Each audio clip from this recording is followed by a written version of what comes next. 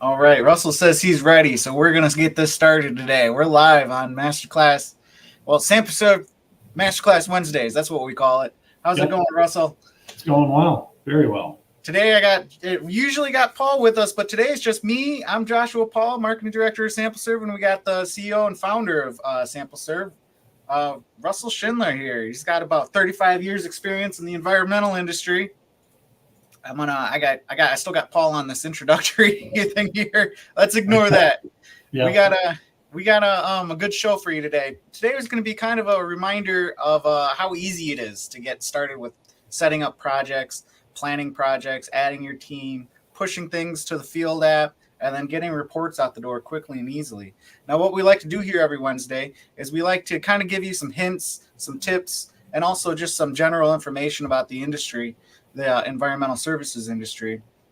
And today we're just going to give you some quick demonstrations about our app and also how easy it is to get started with it.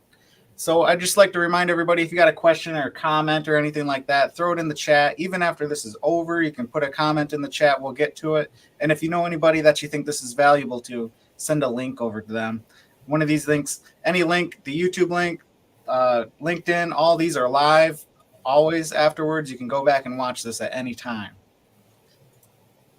So getting started takes 5 minutes. And when I say that to people, sometimes people don't believe me. And I have multiple videos out there demonstrating this. And we just like to remind people that, like, getting your information uploaded is probably the hardest part of the entire situation, because a lot of people's databases are always, it's not always standardized, we've noticed, across the system. Well, so I'll make a comment on that. So like a database or a spreadsheet is really there's two different kinds. One is a spreadsheet that's easily read by a human being. And that's, the typical one that we all see and use in our industry most of the time. And then there are spreadsheets that are easily read by machines, and they're totally different. So, if you've got that spreadsheet that is beautiful for a human being to look at and interpret pretty quickly, that is not very easily imported into another type of database or another software. So we really need it in what's typically called a flat file. It's still readable by people, but it's not as easily read. And so it's just, but it's a lot easier for a machine to read it. Yeah, it doesn't have all, a flat file is going to be quickly importable, whereas, a PDF, that's not going to be an importable file, because it's, it's going to be meant to be read. And a lot of labs are transferring over. We still run into people who are dealing with labs that just transfer over PDF files and just Word documents and stuff like that, which is going to, it's going quickly, a thing of the past. And when we're hoping to change. Yeah, right. There's still labs out there doing it. Most of them are able to export a flat file pretty easily. Right. So like I said, getting started takes 5 minutes, and let's show you how. So I got a quick little video here, and it goes from, starting a new project, uploading your data, adding your team, and everything. So let's just give you a quick demonstration here of what this looks like. So here we have a blank project right here. You're going to click at the top right. You're going to add your team members up here. You just type in their email. You can write a little message. You can set their role. And then once you do that, you just click the send button. It sends them a little email. If they don't have an account, they can start creating an account from there. And in this blank project, you can see there's no sites added right now. So what you can do is you can add field data by grabbing one of the sample CSV files that we have. And here's a good look at one of them. And what you would do is you would just replace your data with this data. You just delete that and then re-upload that, drag and drop that file, and you have all your sample locations uploaded that easily. Now, one of the easiest ways to do it, though, is just if you have a lab document, a lab analysis from your lab in a CSV format, you can quickly drag and drop that in our easy data importer. Now, I'm going to show just a quick example of what file we're dealing with here. Here's a regular CSV file that typical lab exports will look like. Yep. If you ask your lab for that flat file format or a CSV file format, it's sometimes called a relational database. Most labs, like I said, with any kind of CRM or our LIM system, will be able to export that. Export it in that value. Yeah. So a lot of labs will be able to even look at your historical data as well. They'll be, Right. so we've had some clients who've been working with the same lab for the last 10 years. If you ask them, they can actually export your last 10 years of data to you, Yeah. and then you can upload it. So And then sorry, I'll make it easy to get all your old data in there. It's okay. I'm just showing right now how easy it is to upload that file that we showed. So you just hit the data importer, drag and drop it in there, and then click OK. Now that we have it uploaded, it's going to show up underneath. You see it shows up underneath there, and you can always download that file again later as well just by clicking on it. And now you can see under our sites, we have soil locations and we have well locations. And because we uploaded these sites with GPS coordinates as well, it makes it nice and easy to make a base map as well through GPS coordinates. So let's go over to creating a site map here. You just click on the top right, give it a name, click use GPS coordinates, create map, and it's going to use those GPS coordinates to go like a Google Earth type map, and it'll pop those coordinates right on that map as well, so you don't have to place those coordinates on there. But you can upload your own map as well. Right. That's why you're here, also. You're covering the things I'm not. Right. Yeah, and all you need is just like you can export, like if you have it in a PDF, just export it as a JPEG, and you can upload that. And you can upload stack maps too. You can make a like a contour map and then re-upload that, and then put a box map on top of there as well. Yep. Now here we're going to go into, because we have locations set up now, we can start planning events. So you just give it a name, and then you give it a date. Now you can name these anything you want. I'm just putting in quarterly sampling, Q4, just to keep you organized. Now it's going to automatically add all your sample locations. And now you can add a field form for this. Now you can create these custom forms, and it gives you all kinds of options to create a custom form. This one is a well condition inspection form. Now this form has every single type of data point that you would want. You can add a signature, you can take pictures, you can add, multiple choice, Boolean, multiple choice, all kinds of things. And there's like a quick view of what the options are. So you just click that, hit save, and then now you can add it to each individual sample location, or you can have it, just on this one, just on that one, or all of them. It's up to you. And the next thing you're going to do is you're going to go from your list of your connected lab is going to have all of your analysis options on there. We're going to add BTEX on this one. So what you can do is it'll show up on the right on the column there. Now you can click the top. Now everything's being sampled for BTEX. Well, you can unclick some, and you can click gauge only, or you can just not sample any of them if you want to. And then you can also click your sampling methods as well. You click the top part, it's going to change them all, or you can do them individually as well. And at the bottom, you got QA, QC options. We're going to do blind duplicate here. It's going to give you options of the ones that you are sampling. And then just a quick reminder that always hit save afterwards, because we get a lot of people that's like, hey, nothing changed. Well, you forgot to hit save after you made some changes. Yeah. And then also we've added recently, we've added forms for the entire project. So not that now you can do a form like a tailgate. Here we're going to add a tailgate form just for, for tailgate safety meeting. Safety or meeting. Maybe a checklist, like a pre-event checklist. Make sure you got all your gear with you. So there's all kinds of different forms that you might want to use for the entire sampling event or for that project, which are just going to keep you on track and keep you organized.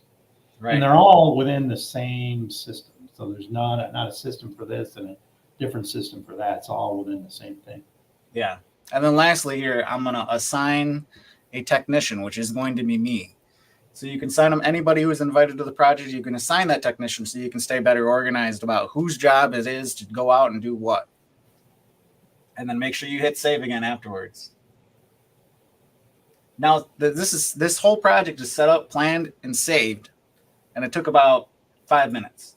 Yeah. Now, I'm very good at it. I know how to do the app and everything. A new user who's, still kind of learning how to do things, if you got your flat file ready to go, it's going to take you about 10 minutes. And that's not very long considering, the typical paper process and communication process with everything. And the nice thing too, which you didn't show, is that if you're going to do a quarterly sampling and this is a repeat event, you're going to be able to just copy that and do it next quarter, the quarter after, the quarter after. So, and all those forms that you had, all the well inspections, tailgate safety meetings, those will get replicated as well. All you got to do is just duplicate the event and change the date, and it's Yep. just going to be pushed out. Your tech is going to have his tablet, and it's going to be ready to go. Just download the event, and let's see what it looks like on the actual app here. So here's the field app. So we're gonna full screen this real quick. So right now we have 3 tabs here. We got all, assigned, and downloaded. So right now under assigned, I have mine right here because we separated this, because if you have all, it's going to be a lot of projects if you have a lot of projects uploaded. So now under assigned, I have the one that I was just working in here, and I just downloaded it. So Yeah, those are the ones where the project manager said, I want Josh to do this project. Yes, exactly. So you're never going to mix up your projects. And then under here, I got event forms. I did not name it, but here's the form. You can add anything you want in here. And then if we just click into one of the wells, I think I did as you can see here, it actually sorts it. It's not, Goes from clean to dirty by default. It's clean to dirty by default, but you can change that up here. Yep. Go to A to Z, so it'll be alphanumeric. Yeah. Versus clean to dirty. Yep. Now let's take a look at that form that we got uploaded. Here you can add any kind of photos just by clicking this button right here. You can add all kinds of any kind of situational photos that you want. It helps people find the wells a lot easier, sample locations a lot easier.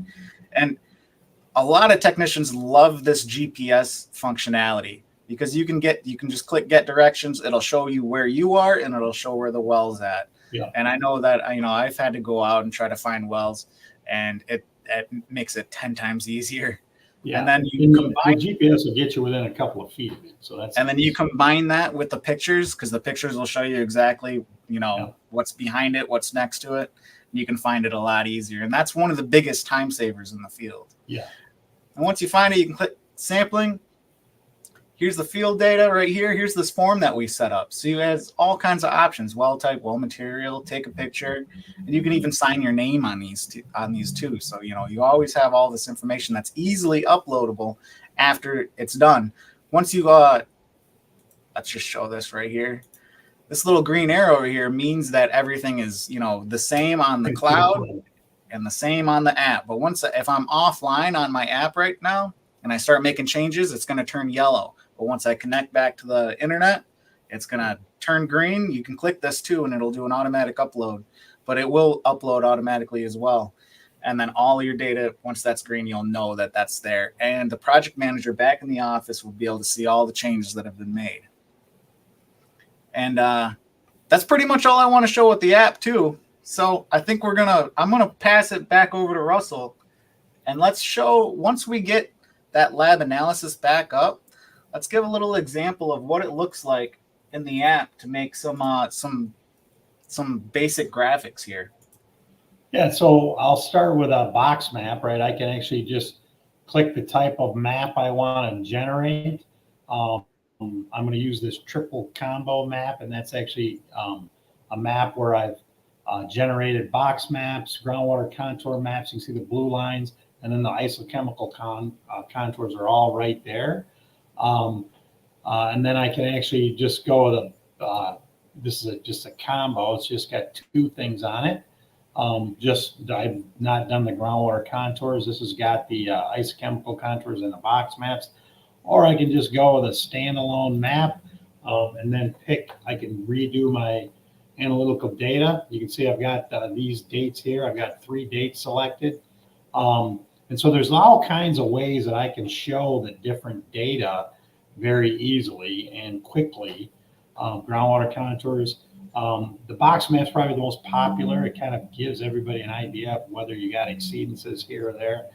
Probably the next popular map is the isochemical contours. And that's what I'm going to be able to pick my dates that I want to contour, pick the chemicals I'm interested in. I'm just going to do a select all here.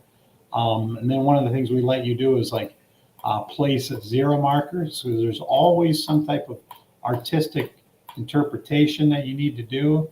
And then I come down here and let's say I want to do 7 contours and I want a base value of 280 for whatever reason. If you're doing one particular combo, I'm going to make this a heat map as well. Then I'm just going to hit generate report. And it's going to generate an isochemical contour with all my 0 lines, and it's going to have 7 contours with a baseline of 280.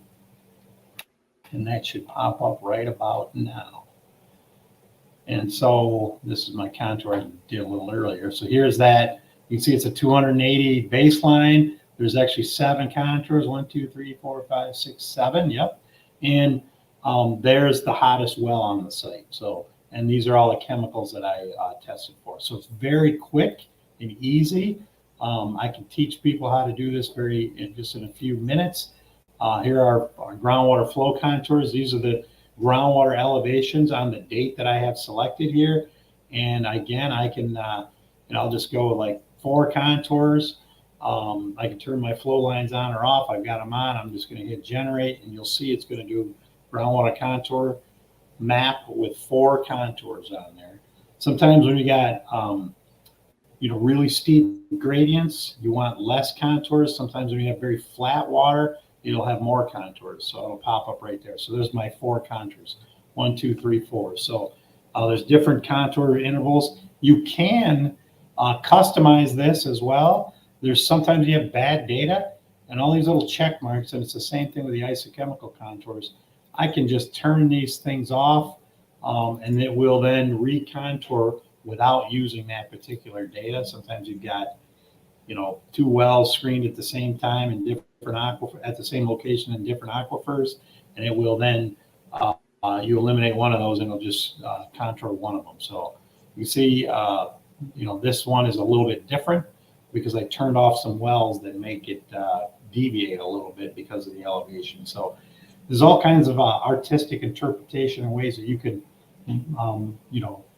use the data to reflect more of what you think is actually going on there. So I think that about covers it. We also got all kinds of graphs and tables and stuff. I'm not going to bore you with those. Those aren't nearly as exciting as those images. Those aren't the flashy ones, right? Right. Well, Russell, if you're not using SampleServe, what's the process that a typical consulting firm does without SampleServe for making these types of graphics? So typically they would, write everything down. They'd hand their information either to the AutoCAD guy or the GIS person, and then they would actually take that data and manually plot the different data points, manually draw those contours. Maybe the project manager would actually highlight them on a piece of paper, and then the AutoCAD or GIS person kind of replicates that. So it literally takes, the typical time to create all the graphics in a typical package is going to vary between 2 to 4 days of labor. As you could see, we can actually get this down to about 10 minutes, maybe even less than that. So depending on the options, and there's really no extra cost, right? You just charge. We have a flat rate per sample when you're using our reporting, and then you can generate as many graphics as you want to for that flat rate. Right. And we also didn't mention the parts that I showed, the setting up, adding your data, pushing it to the field app. If you want to use just that portion, that's completely free to use for anybody. Completely free. So the project planning information, setting everything up, communicating with the lab, all free. The mobile field app, again, all free. Not just a free trial, it's free forever. And then getting your samples to the lab and letting the lab participate as well, that is free. The only thing we charge for is the production of the graphics in the back. So you're welcome to collect all your data. We'll give you your data in Excel files, simple CSV files. So if you want to use you want to keep using the AutoCAD guy because he's got a mortgage to make, feel free to do that.